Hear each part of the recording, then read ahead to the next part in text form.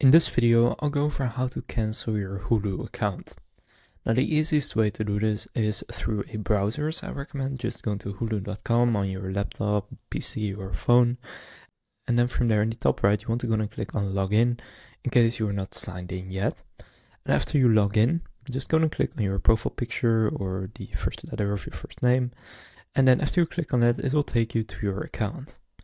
Now from there, currently I am not in a subscription, but if you are, from here you can then go to your subscription or account, and then from there you want to click cancel.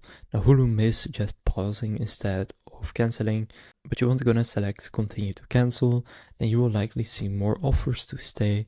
Just keep choosing no cancel subscription, and once confirmed your subscription remains active through to the end of your billing cycle. Now, if for example you started your subscription through your Apple account, then you will need to go onto your phone and then just open the App Store, click on your account, go to subscriptions, and from there you can also cancel it. But the easiest overall way to do it is like this.